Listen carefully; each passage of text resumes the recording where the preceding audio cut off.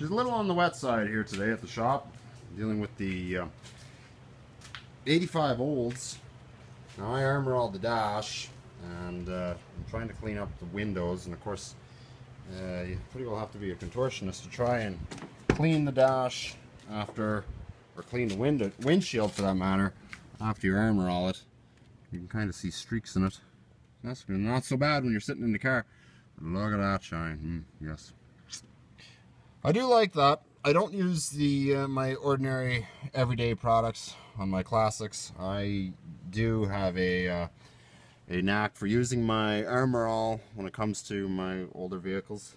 When it comes to my personal vehicles, I do like the shine, so I usually keep with Armor All.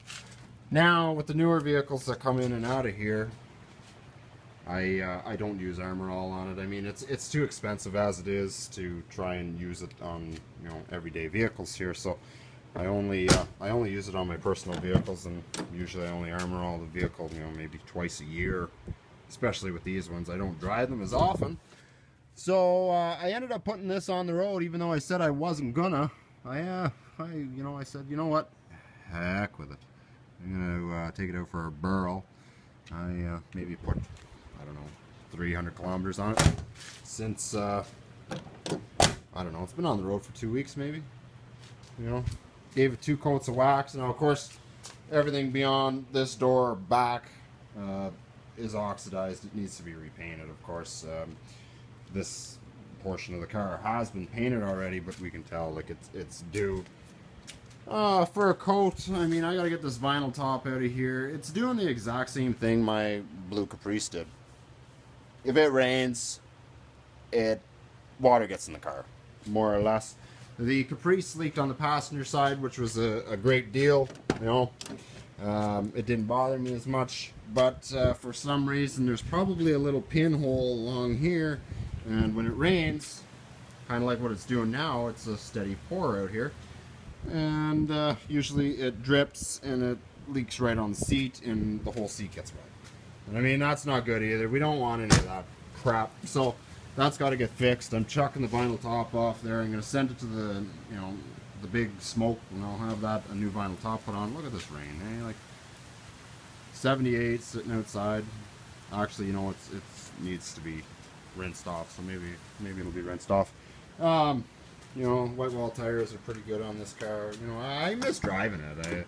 No doubt about it. I do miss driving this vehicle. So, you know, it was nice to finally take it out for a drive. I just wish the weather would have held up a little better than what it is. But, you know, it's starting to get a little too dry around here. So it's kind of nice that we are getting a little bit of precipitation around here. Seeing as how out east just got 30 centimeters of snow. That's about, oh, I don't know. That's over a foot of snow. That's about 12.5, 13 inches. I think they called 35 centimeters or something like that. Now, of course, that'll melt in a day or two. I mean, the ground's not frozen anymore, but who cares? That's out east. So 307 olds, you know, running great. This belt is still ready to, wow, blow apart. Jeez. There's nothing left of that. It's getting worse and worse every mile. So, you know, I'm pretty certain that'll blow apart one day, and, you know, that'll be the end of that.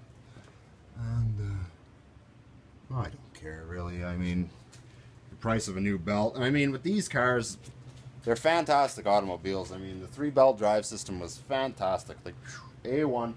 If you blew a belt, especially for the alternator, you still had the water pump and the fan to cool the engine down. You still had your power steering. You still had your air conditioner. Mind you, if the alternator let go, you really don't want to be running your AC and blower motor because it'll drain the battery faster. But I used to drive these cars when the belt blew, and it happened to me quite often, more often than what you guys would think, because I used to daily drive these things many years ago. The belt would let go. I'd drive it 300 kilometers on a good charged battery and never have a problem with it. You can't really do that with a new vehicle of today. You know, you just can't do that. You know, the charge light would be steady lit because the alternator would not be turning at all, and, you know, you'd get to where you needed to go. Or you blow a belt for the air conditioner. Well, whoop-de-doo. I mean, you don't have AC for your journey. I mean, roll down all 4 windows. You got 470 air. 4 windows, 70 mile an hour until the cops are behind you. And, you know, that doesn't really happen too often in the country if you be careful enough. So, so anyway, I gotta get new belts. I mean, they'd be the same part number as what's for this. This here I haven't put on the road even, mainly because it needs tires really bad. I want to take this to the body shop too. I want to get some work done to the trunk lid and the hood. It's getting kind of tough. So I don't even know if I'm going to drive it this year. I really want to get a starter motor put in it because it's been giving me problems for the longest time. 78 is getting a new exhaust on it next week because it's loud and I'm sick and tired of it. I'm not doing that, so I'm going to take it to a reputable mechanic that's been in the, you know, well, he's serviced GMs his whole life, so I'd rather have him touch it than somebody else. I have no time per se with the wedding in a couple of months, so it's just, you know, it's wall-to-wall insanity around here, especially with me running a shop. I could be out here I could be here 7 days a week, 15, 16-hour days if I truly wanted to be. So it's just, I really have no time for my projects. As you can tell, that frame still isn't done yet. And that sat there all winter. Anyway guys, 85 olds, Delta88. Just cleaning it up. I'm going to give it a quick vacuum and that will be my day here at the shop. Take care of yourself.